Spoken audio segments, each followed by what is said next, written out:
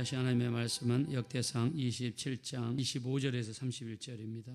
네, 우리 계속해서 다윗의 어떤 나라를 운영하는 어떤 그런 모습들을 지켜보고 있습니다. 지난주 금요일 날에는 다윗은 제사장들을 분류를 해서 하나님께 나아가 제사 드리는 시스템, 지금으로 치면 예배 드리는 조직을 온전히 확보했습니다. 자, 그 다음에 찬양대를 조직해서 찬양대를 이렇게 이끌 수 있도록 했습니다. 찬양을 인도하는 사람은 주요 인도자는 3명이죠. 아삭과 헤만과 여두둔을 지도자로 세우고 그 밑에 24명의 부지도자들을 세우고 그 밑에 288명의 목소리로 찬양하는 사람들을 세우고 역대상 23장 5절에는 4,000명의 오케스트라를 동원해서 악기로 하나님을 찬양하게 만들었습니다. 자, 그리고 나서 오늘 나와 있는 말씀은 행정 조직을 개편하는 모습입니다. 자, 가장 먼저 나라의 근간은 무엇입니까? 바로 군대죠. 이번에 대통령이 당선되고 나서 보니까 합참의장이 가장 먼저 대통령에게 보고를 하더라고요. 왜냐하면 우리나라 국방부 장관보다 더 중요한 사람이 합참의장이거든요. 전쟁이 일어나면 국방부 장관이 전쟁을 지휘하는 게 아니라 합참의장이 전쟁을 지휘합니다. 그래서 우리나라 전쟁 지휘소는 저기 사당역 남쪽에 가면 지하 큰 벙커가 있습니다. 거기가 워룸이라고 해서 전쟁 지휘소가 그 자리에 있는데 그 전쟁 지휘소에서 미군과 긴밀하게 통화를 하면서 우리나라 전군을 지휘하는 사람이 합참의장입니다. 그래서 대통령이 되자마자 합참의장이 제일 먼저 대통령에게 연락을 해서 전군의 상태를 보고하게 되더라고요. 자, 다윗도 마찬가지입니다. 왕이 오른 다음에 가장 먼저 이 행정 조직 중에서 손을 댄 조직이 어디냐? 바로 군대인 것을 알 수가 있습니다. 자, 우리 한번 제일 위에 1절로 한번 가보겠습니다. 자, 1절 다 같이 한번 읽어봅시다. 시작. 이스라엘 자손의 모든 가문의 우두머리와 천부장과 백부장과 왕을 섬기는 관원들이 그들의 숫자대로 반이 나누이니 각 반열이 24,000명씩이라 1년 동안 달마다 돌아가며 나왔으니 아멘. 자, 행정조직을 개편하는 것 중에 가장 먼저 한 것이 군대에 손을 댔습니다. 자, 군대를 12 군당으로 만들었습니다. 우리가 소대가 있고 중대가 있고 중대가 모여 대대가 있죠. 대대는 300명에서 1000명, 연대는 한 2000명 정도. 그 다음에 사단은 10,000명에서 2만 명 정도. 가장 높은 우리나라 군대 조직이 군단인데요. 2만 명에서 10만 명으로 되어 있습니다. 자, 여기 나와 있는 한 조직을 2만 4천 명의 군대로 조직을 했어요. 그러면 우리나라로 치면 군단입니다. 군단을 12개 군단을 이스라엘에 두었습니다. 그리고 각 군단마다 2만 4천 명의 군인들을 배치를 했습니다. 자, 우리나라 군대 제도는 제가 군대 갈 때는 2년 6개월이었습니다. 그리고 대학교 1학년 때, 2학년 때 군사훈련을 받으면 3개월을 감면해 줘가지고 2년 3개월 동안 군대를 갔다 왔어요.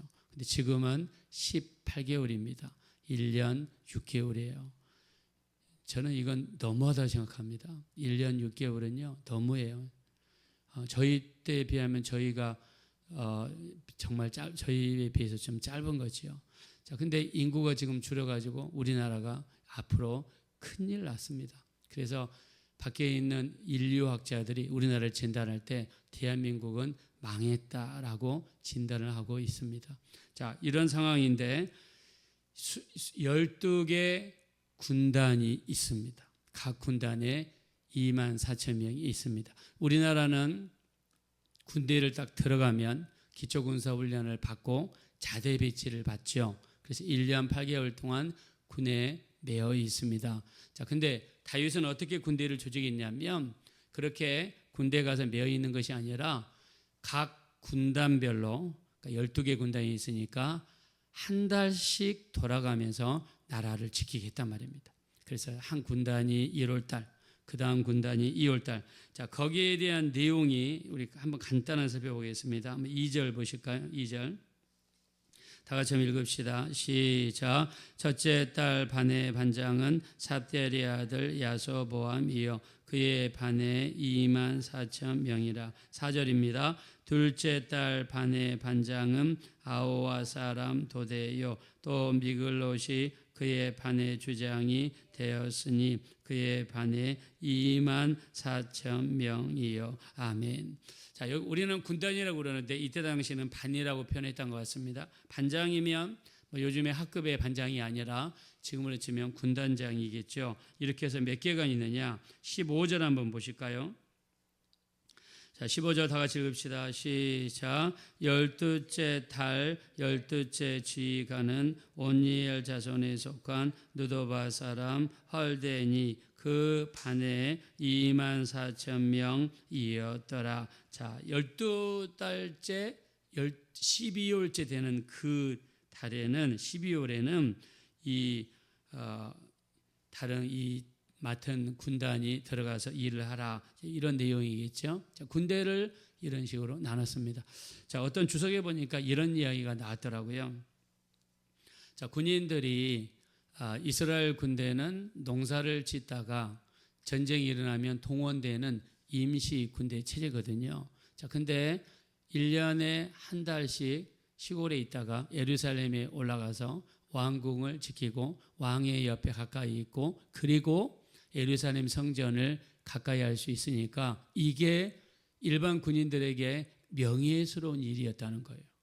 명예스러운 일이었다. 예, 그러지 않겠습니까? 가가지고. 자, 그리고 두 번째, 1년 내내 군대에 매여 있지 않으니까 평상시에는 경제활동을 할 수가 있었다는 거죠. 그래서 서로 윈윈 하면서 상호 만족을 주는 그런 군대 체제였다는 것입니다.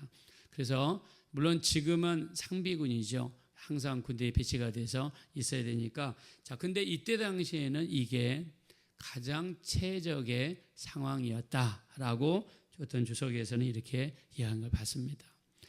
자, 그리고 나서 다윗의 경제를 한번 보겠습니다. 나라의 국가는 어떻게 있는가? 자, 우리 한번 읽었지만 다시 한번 보겠습니다. 25절 다 같이 읽읍시다. 시작. 아디엘의 아들 아스마웻은 왕의 곡관을 맡았고 우시아의 아들 요나단은 밭과 성읍과 마을과 망대의 곡관을 맡았고 26절입니다. 글룹의 아들 에스리는 밭가는 농민을 다스렸고. 아멘. 자, 25절에 나라의 곡관을 맡았으니까 요즘으로 치면 기획재정부 장관입니다. 26절에 농민을 맡았으니까 농림수산부 장관입니다. 그러니까 각 부서별로 이 지도자를 임명을 한 거예요. 그리고 그 부분을 맡게 했습니다. 자, 그리고 우리가 쭉 밑으로 내려가면 소떼 맡은 사람, 양떼 맡은 사람, 또 그 양떼 맡은 사람을 관리하는 사람, 또 낙타를 맡은 사람, 말을 맡은 사람, 이 온 나라의 일들을 쪼개서 각 사람들을 맡기고 그리고 그 사람들에게 정권을 부여해서 일이 진행되도록 했습니다. 자, 그리고 지휘는 사람들은 어떻게 있느냐? 자, 32절 보겠습니다. 32절 다 같이 한번 읽어봅시다. 시작. 다윗의 숙부 요나단은 지혜가 있어서 모사가 되며 서기관도 되었고 학모니의 아들 여이엘은 왕자들의 수종자가 되었고. 아멘. 자, 지혜로운 사람들은 왕 옆에 항상 있게 해서 이렇게 합니다. 지금으로 치면 대통령실을 근무하는 직원들입니다. 자, 행정관들, 비서관들 이런 사람들이겠죠. 그리고 이 왕자들을 관리할 수 있도록 또 특별히 그들을 관리할 수 있는 사람도 두었습니다. 나라의 기강을 확립해 가고 나라의 어떤 질서를 이렇게 확립해 가시는 그런 모습을 볼 수가 있죠. 자, 성령이 역사하면, 하나님께서 역사하면 나타나는 강력한 특징 중에 하나가 뭐냐면 질서입니다. 질서예요. 그래서 우리 고린도전서 14장 33절, 하나님은 무질서의 하나님이 아니요 오직 화평의 하나님이 되시느니라. 또 14장 40절, 모든 것을 적당하게 하고 질서 있게 하라, 이렇게 성경에 있습니다. 우리가 창세기 1장 1절 2절에 보면 세상을 만드시는 장면이 나와 있죠. 1장 1절, 태초에 하나님이 천지를 창조하시니라. 2절에 땅이 혼돈하고 공허하며 흑암이 깊음 위에 있고 하나님의 영은 수면 위에 운행하시니라. 할렐루야. 자, 처음 지구상의 상태는 첫째 혼돈, 두 번째 공허는 아무것도 없다는 뜻입니다. 세 번째 흑암, 이게 태초의 모습이에요. 근데 하나님께서 뭐라고 하십니까? 빛이 있어라. 그 다음에 나무가 있어라. 새가 있어라. 하나님이 창조를 통해 개입하시니까 혼돈하고 공허하고 어두웠던 세상에 질서를 잡아가서 지금의 이 아름다운 자연의 모습을 갖추게 되었습니다. 그래서 하나님께서 개입하시면 혼돈이 거룩으로. 그래서 우리가 영어의 혼돈을 케이아스, CHAOS라고 그러는데, 케이아스가 코스모스로, 코스모스는 우주라는 뜻도 있고 질서라는 뜻도 있습니다. 하나님이 개입하시면 혼돈이 질서의 세상으로 잡힙니다. 교회도 마찬가지입니다. 교회가 힘들고 어려우면 싸움이 많습니다. 다 그냥 우두머리예요. 여기서 싸움, 저기서 싸움, 교회가 혼란합니다. 그러나 성령이 역사하고 하나님의 영이 역사하면 교회가, 질서가 딱 잡히는 것을 알 수가 있습니다.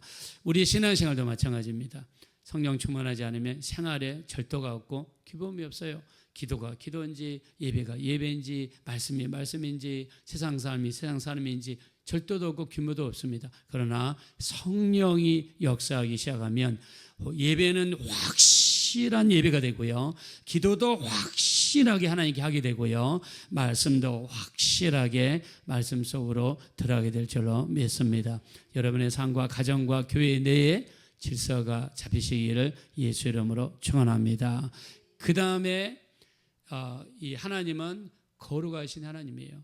더럽고 추하고 보기 싫은 것들이 어떤 모습을 잡아가냐면 거룩한 모습, 깨끗한 모습으로 잡혀갑니다. 자, 우리가 영적으로 약간 충만하지 않으면 냄새가 나요. 냄새가. 특히 죄의 냄새는 정말 더럽고 추하고 힘듭니다.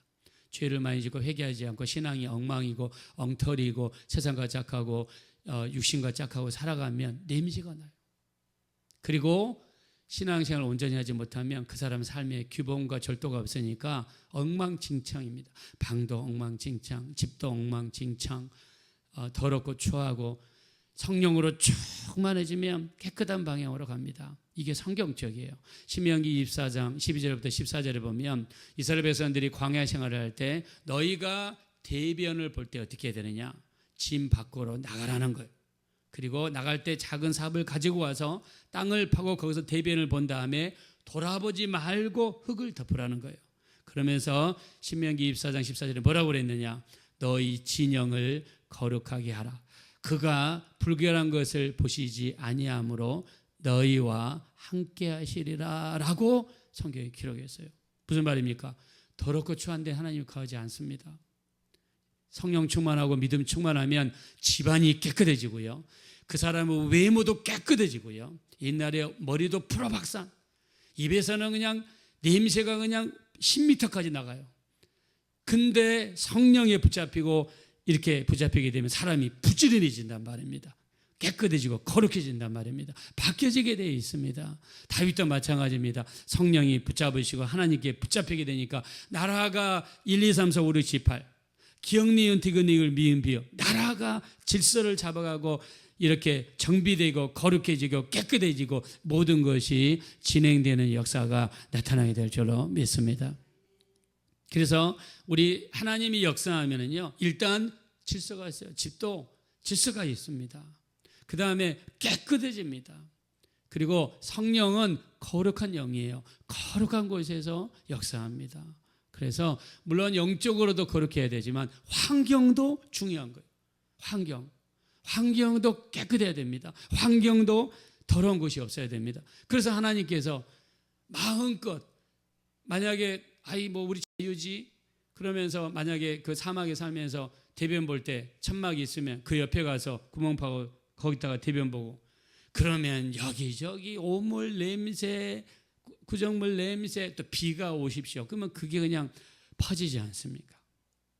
우리나라 선교사들 공식적으로 1885년 4월 5일 날 아펜젤러 언더우드 간리교 장로교 선교사님들이 우리나라에 최초에 왔어요. 그 뒤로 많은 선교사님들이 왔어요. 선교사님들이 기록을 보면 조선이 너무 더럽다는 거예요. 너무 더럽다. 왜요? 그냥 아무 데다나 대변 싸고 아무 데다나 쓰레기 버리고 그러니까 냄새 천지라는 거예요. 그게 우리나라 모습이었어요. 근데 이만큼 이렇게 나라가 발전한 것은 저는 우리 하나님께서 우리나라를 축복하셨고 하나님이 우리를 붙들어 주셨기 때문이라고 믿습니다. 우리나라 역사를 보다 마찬가지예요. 우리나라 옛날에 저 중국 만주 땅까지 땅을 영토를 확장했던 민족이 우리나라예요.